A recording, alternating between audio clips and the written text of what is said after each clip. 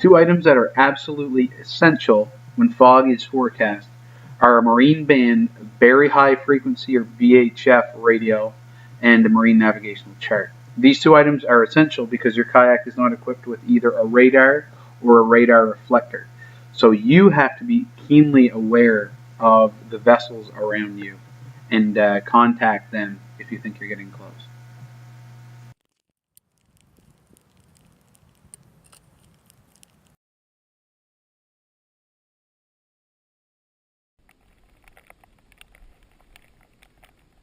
Fundy traffic, kayak, Scorpio, radio check, 1-4. Scorpio,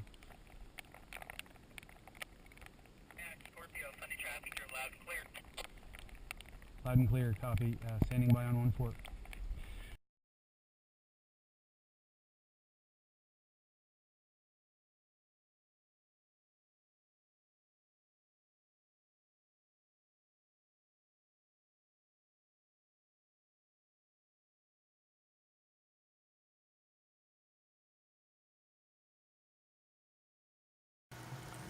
Leonardville holds a special place in my heart as a paddling destination because it's where I grew up.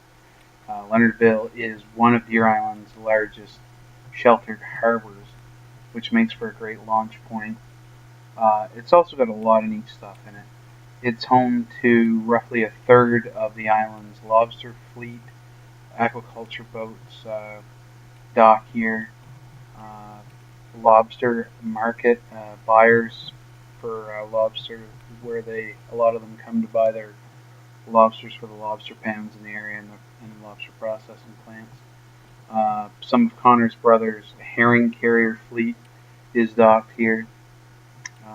Just a bunch of fishing gear too, moored out in the harbor. So it just makes for a really neat spot to paddle. And where it is sheltered, it's usually glass, flat, calm in this area. And of course, once you go outside of the breakwater, things can become quite a bit rougher. But part of the reason why I like to paddle from here.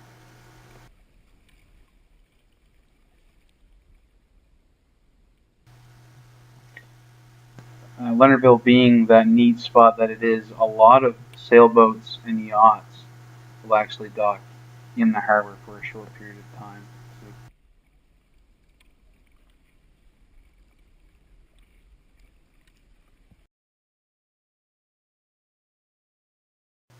Present day, Leonardville Light was established and built in 1914 to give fishermen a beacon back to Leonardville Harbor from the offshore.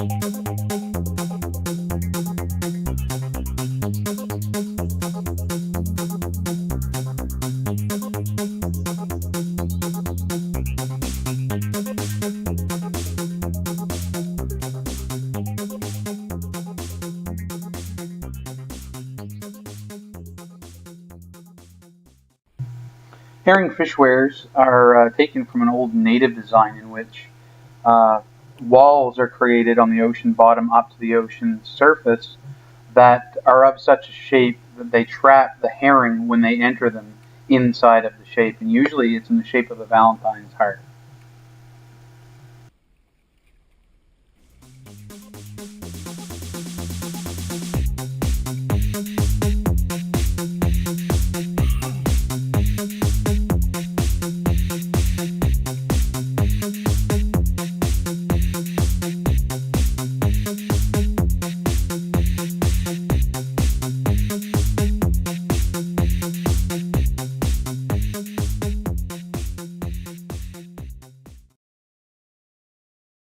Hibernia Cove offers a fair deal of history.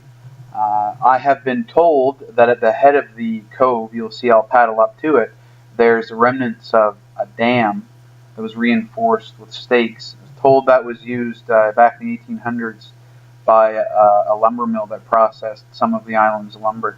See there, I'm passing by a portion of a herring fishware, and I believe that's still used to shut off herring to be used for sardines. They'll be delivered over to the Blacks Harbor Connors Brothers processing plant.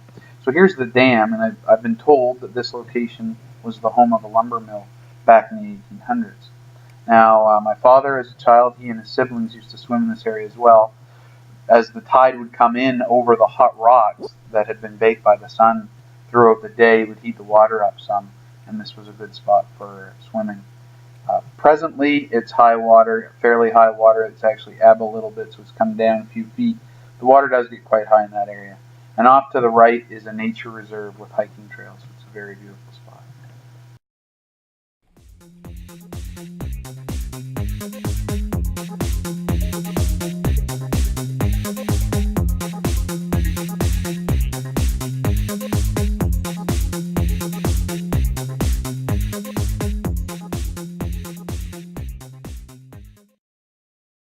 As I stated previously, it's the start of the ebb tide, and I have to stress how important it is to know the time of the tides and know your area so that you can plan your trip for those conditions. I'm going to go against the tide at the start of my trip and come back with it. Chocolate Cove is located on the eastern side of Deer Island, which is south of Hibernia Cove. The cove is accessible by road. Route 772 runs right along the road that travels down to the public wharf.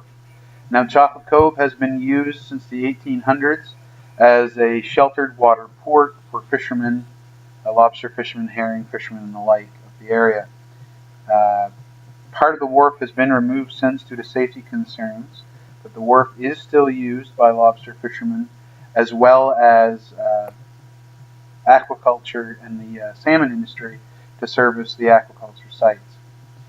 It's another great spot to paddle into, sheltered, flat water, and the scenery is amazing. The hill up on the left has a large field in it, which is home to the native lupin flower, and the field is usually filled with them in the late spring and early summer. So it's a great spot for pictures, hiking, and paddling.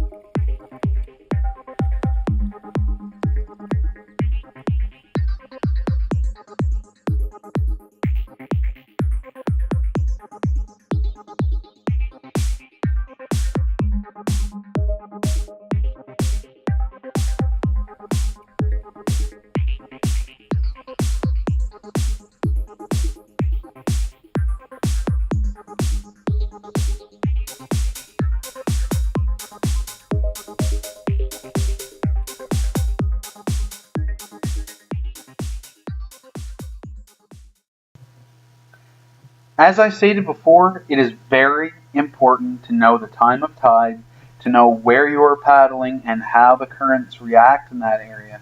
As you'll see here, I'm just leaving Chocolate Cove. We're getting close to being 2 hours ebb tide. 3 hours ebb tide is when the water is going to flow the most, so halfway through that tide cycle of the ebb tide. So I'm getting close to the strongest current of the tide by about an hour. I estimate the tide's only running here between probably 3 and 4 knots. So I'm having to paddle quite hard to make headway against it. You'll see I look over to the right here and I'm not making a whole lot of headway. And I'm a fairly strong paddler, but my technique is still not perfect. So I can get a little bit better on my speed eventually. But if you're new to kayaking or haven't kayaked a whole lot, it's best to try and plan your trip to go with the tide the whole way. And that is possible. You could circumnavigate Deer Island completely. If you plan the tides right, you'll go with the tide the whole way. But if the wind is the right direction against this tide, it doesn't take a whole lot of wind to create standing waves, which can create quite a problem for a novice paddler. So it's very important to know the time of tide, how the tide reacts in the location you're planning to paddle, and what the marine weather forecast is stating for that area from Environment Canada. And the marine weather forecast is a forecast that you want to check, not some of the inland forecasts from different organizations and companies.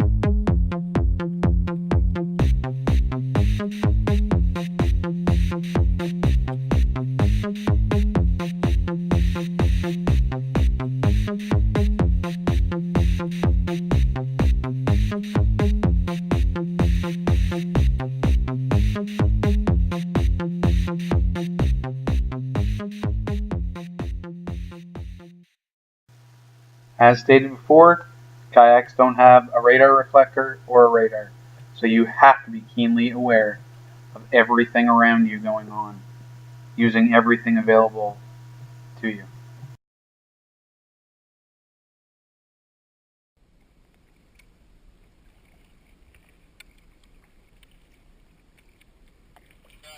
Quality clipper.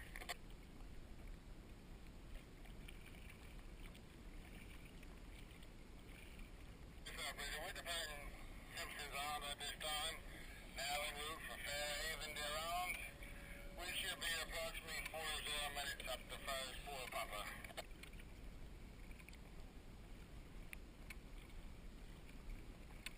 Quality clipper, funny traffic. So you get your T4 papa over?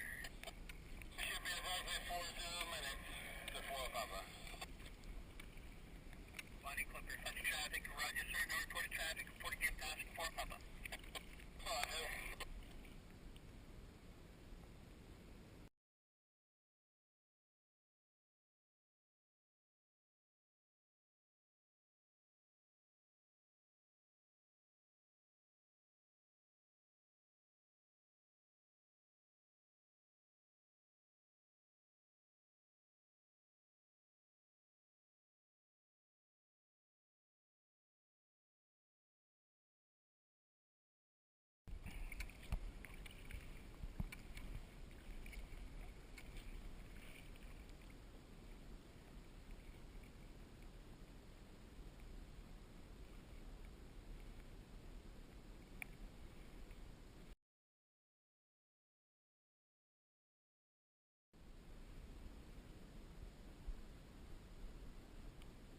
Fundy Tide Runner, Kayak Scorpio, 7-8.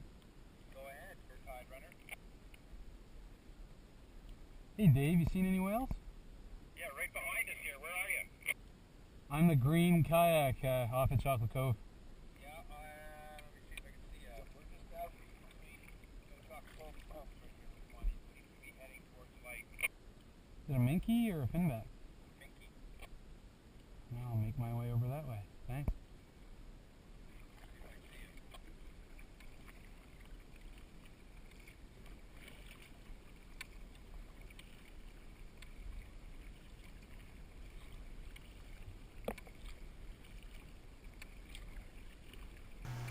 Ever present in the back of my mind at this point is the fact that the motor vessel Quaddy Clipper is headed my way from Simpsons Island, and Simpsons Island is out of sight in the fog off in front of me here.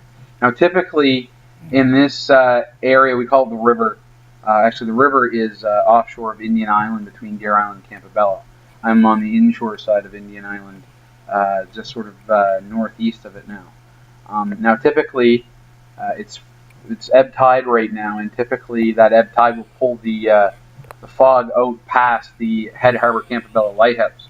Reason is the warm air mixing with the cold water of the Labrador Current that comes into the Bay of Fundy produces the fog. So on the ebb tide, when the water is flowing out and the water is coming down, the warmer water from the St. Croix River and the Passamaquoddy Bay flow out, and there isn't as much a difference in the air and water temperature, so it allows some of that fog to dissipate and move off of Campobello. So I'm expecting, the sun's come out now and it's ebb tide, I'm expecting that fog to make its way out and clear up a little bit. So it should be okay for me to head over towards Black Rock where Dave Welch is in the whale watching vessel Fundy Tide Runner. But as you'll see here, as I get halfway to where I want to go, the fog rolls in rapidly. And I start to hear the Quaddy Clipper ahead of me. But due to Doppler effect and the fact that their exhaust is off, you know, the engine's exhaust is pointed astern, I can't get a real good fix on where he is in relation to me. So I try and contact him on channel 14, which is where he called Fundy traffic originally to say that he was departing, but I get no answer. So you'll watch these events unfold. If I didn't have a VHF, I never would have known that he was on his way towards me. So very important again to have a VHF. It's at about this point that I can hear the Quaddy Clipper off to the right of me just a little bit. I attempt to contact him on channel 14 because that's the channel that he's been standing by on and reporting funny traffic on. I can't tell exactly where in relation to me he is, so I'm trying to let him know that I'm ahead of him and just to watch out for me, because I probably am not showing up on radar. But you'll see the events unfold here. I can't get a hold of him.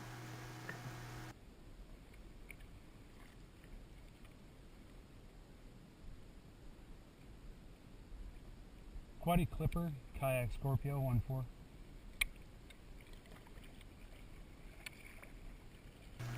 My other option at this point is to try and contact him on channel 68 and 69 on the VHF. Those are the two channels that most commercial fishing vessels in the area stand by on. I decide to paddle instead because switching channels requires me to use one of my hands to start switching the channel on the radio. So I think getting out of the way is more important at this point than trying to contact him. They may have their radio turned down, or they may have music blaring in the wheelhouse. So I favor on the side of discretion and just paddle out of the way as fast as I can.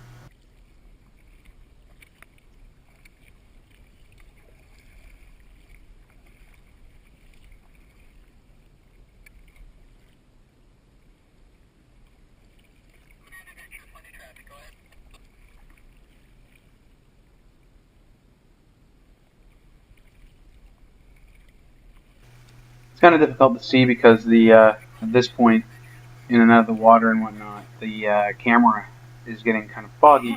But off to my right and in the fog is just barely visible the Quaddy Clipper.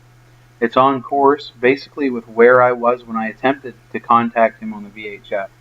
So if I hadn't moved, it would have been a very close encounter with a large steel feedboat for a salmon cage site. So it's some of the reasons why it's very important to know the area that you're in. So if you do hear the communications on the VHF, you know where they're talking about and possibly where the vessel is going to come. Second thing is it's very important to have a VHF with you, again, for the communication and information. And number three, it's important to have a chart so you can double check on information that you might not know about or might not be as well versed in. So these are just some of the items and the reasons why we should have these items on the Bay of Fundy when we go paddling. Because as you see here, conditions can change very rapidly.